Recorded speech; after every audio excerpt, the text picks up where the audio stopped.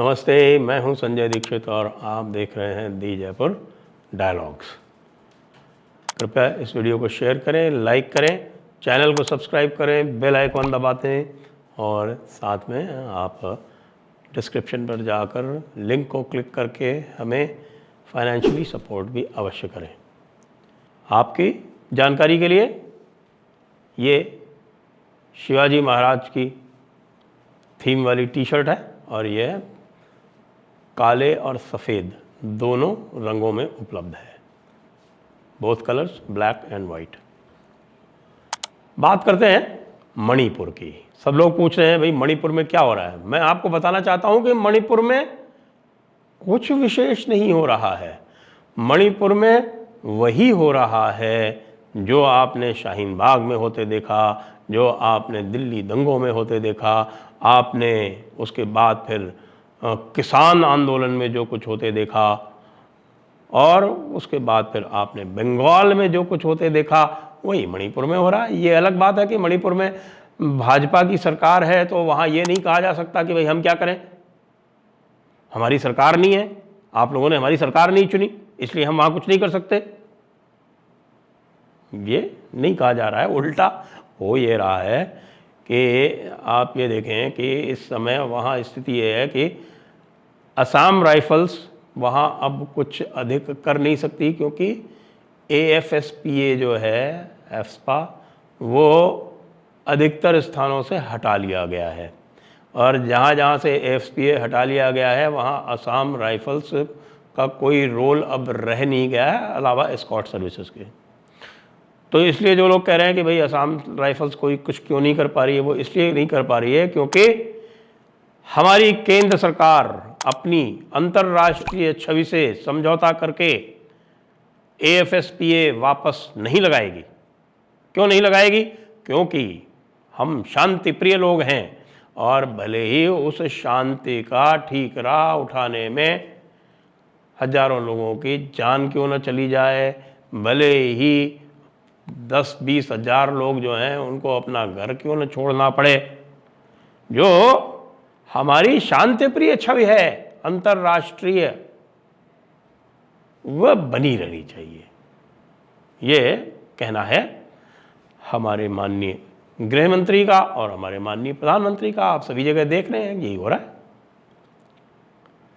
शाहीन बाग को याद कीजिए कि साहब शाहीन बाग में जब पहले हुआ तो वो कुछ भी नहीं था, सर्दियों का टाइम था, उसी तरह का एक प्रोटेस्ट अमीनाबाद में करने का प्रयास किया गया लखनऊ में। तो बहुत सिंपल सा तरीका था, सर्दियों का टाइम था, योगी जी ने सड़क पर पानी छिड़कवाया नहीं, पानी फैलवा दिया, तो भाग गए। सर्दियों में पानी में कौन बैठेगा, और जो कुछ लाए थे अपना लाव लश्कर वो सब लेके सब निपट गए। लेकिन शाहीन बाग चलता रहा। शाहीन बाग के लिए साहब लगवाई गई, रिट लगवाई गई सुप्रीम कोर्ट में, यानी कि जो काम आपका करने का है, जो काम आप थानेदार को कहो, थानेदार को बोलो कि ये धरना शाम तक हट जाना चाहिए, मैं आपको गारंटी देता हूँ कि वो हट जाएगा। तो थानेदार को पता है क्या करना है, केवल और केवल लाके फायर ब्रिगेड वहाँ खड़ी करनी है और पानी के छिड़काव का बहाना करना है। जितनी महिलाएं वहाँ बैठी सारी की सारी 1 मिनट में चली जाएंगी, कोई नहीं रुकेगी वहाँ पे, वो भी सर्दियों में। किसी का दिमाग ख़राब है क्या? लेकिन नहीं, खींचते गए, इतना खींचा कि अल्टीमेटली वो दिल्ली के दंगों में परिवर्तित हुआ। अब वही कार्यक्रम जो है वो मणिपुर में चल रहा है। मणिपुर के कार्यक्रम में यदि आप देखें तो इसकी जो जेनेसिस है वो कहाँ से आती है। देखिए, जो ये मैतेई समुदाय है वहाँ पर, जो हिंदू समुदाय है वो मैतेई और विष्णुप्रिया, ये 2 तरह के समुदाय हैं। तो जो विष्णुप्रिया वो भी, उनको विष्णुप्रिया मैतेई कहते हैं और मैतेई कहते हैं, एक ही बात है। मान लीजिए जो मैतेई हैं वो वैष्णव हैं, हिंदू वैष्णव हैं। और स्वतंत्रता के समय यहाँ पर क्रिश्चियंस की संख्या मात्र 5% थी। लेकिन धन्य हो हमारी सरकारें। अच्छा, वो सरकार में आप ये मत मानिए कि केवल कांग्रेस सरकारों का ही है उसमें योगदान। लगातार संख्या क्रिश्चियंस की वहाँ बढ़ रही है, चाहे वो इलीगल माइग्रेशन हो और ये जो कुकी जो एक जनजाति है, ये कुकी जनजाति तो भारत की है ही नहीं। ये सारे के सारे कुकी जनजाति वाले जो हैं वो मणिपुर में या तो बर्मा से या म्यांमार से आए हैं, और या फिर थोड़े बहुत जो हैं वो मिज़ोरम से इधर आए हैं। मणिपुर के तो इनमें से एक भी आपको नहीं मिलेंगे। लेकिन क्रिश्चियन हैं, यूएस में हंगामा हो जाएगा, बैप्टिस्ट चर्च कूद पड़ेगा और अंतर्राष्ट्रीय पटल पर आलोचना हो जाएगी। G20 आने वाला है, G20 का समिट है। ये सारे के सारे फैक्टर्स जो हैं वो एक पूरा का पूरा प्रदेश जो है उसकी समरसता ध्वस्त हो रही है, उस बात से अधिक महत्वपूर्ण है। वहाँ इंटरनल इमरजेंसी क्यों नहीं लगाई जा सकती है? जो कुछ भी वहाँ हो रहा है, अभी आपने देखा वहाँ पर चूरचंद्रपुर एक स्थान है, वहाँ से लगभग 10,000 मैतेई वैष्णवों को वहाँ से निष्कासित किया गया, और वहाँ पर एक ZRA करके एक सेपरेटिस्ट ऑर्गेनाइजेशन है, वो अपना कुकी लैंड करके एक फिक्शनल एक कंट्री बना के और वहाँ पर परेड कर रहा है, और सब लोग यहाँ बैठे बैठे देख रहे हैं। मुख्यमंत्री को कुछ करने नहीं दिया जा रहा है, और बहाना क्या है कि साहब की मैतेई को ट्राइबल स्टेटस दे दिया गया, कोर्ट ने दिया। केवल एक ये बहाना चाहिए था उनको, लेकिन ये कोई नहीं बोल रहा। जितने भी लोग हैं देखिए, कांग्रेस का तो काम ये है कि भाई जहाँ कहीं थोड़ी बहुत भी उनको सूखी लकड़ी दिखे उसमें चिंगारी डालो, और उस चिंगारी डाल के उसको भड़काओ, वो तो उनका काम है। लेकिन आप यह बताने में क्यों सक्षम नहीं हैं आपको कुकी से ऐसा क्या प्रेम है, जिनमें से 50% कम से कम म्यांमार के इलीगल इमिग्रेंट हैं?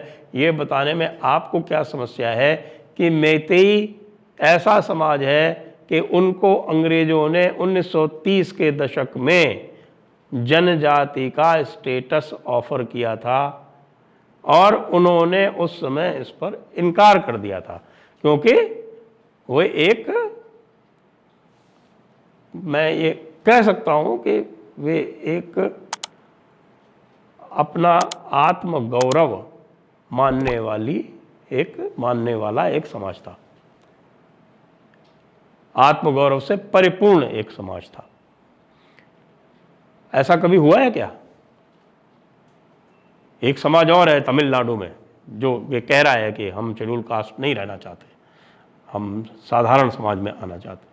और एक दूसरा उदाहरण ये मैतेई का है, जिन्होंने 1930 में अपने आत्मगौरव की रक्षा करते हुए जनजाति में अपना वर्गीकरण कराने से इनकार कर दिया।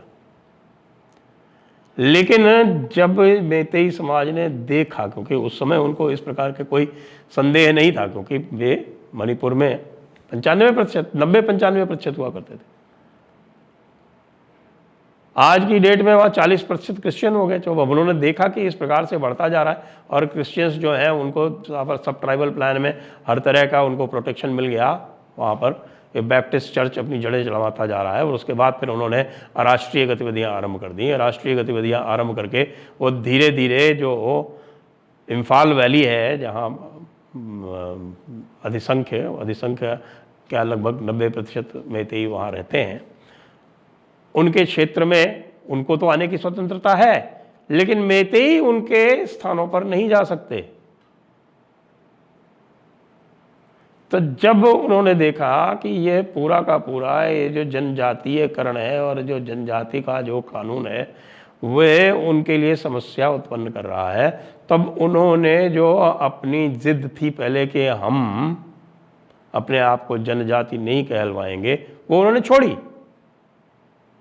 और उसके बाद हाई कोर्ट में पिटीशन लगाई, और हाई कोर्ट ने उनके पक्ष में निर्णय दिया। अब सुप्रीम कोर्ट में उन्होंने पता नहीं क्या क्या बोल दिया, हालांकि स्टे नहीं किया वो जजमेंट, लेकिन तरह तरह के जो ज्ञान दिए हमारे माई लॉर्ड, जो हाईएस्ट माई लॉर्ड है, उन्होंने वो बिल्कुल अलग है। लेकिन ये सारा का सारा कार्य जो है वो उलझाया है केंद्र सरकार ने और अधिक। बजाय इसके कि इसको एक इंसर्जेंसी की तरह ट्रीट करें और जो बाहर से आके जो लोग यहाँ पर उत्पात कर रहे हैं उनको डील करने के लिए वहाँ पर AFSPA लगाएं, एस्पा लगाएं या इंटरनल इमरजेंसी डिक्लेयर करें, कुछ भी करें, उसको हेवी हैंड से डील करें। वो नहीं कर रहे, वो सदैव की तरह वही गांधीवादी रघुपति राघव राजा राम पतित पावन सीताराम।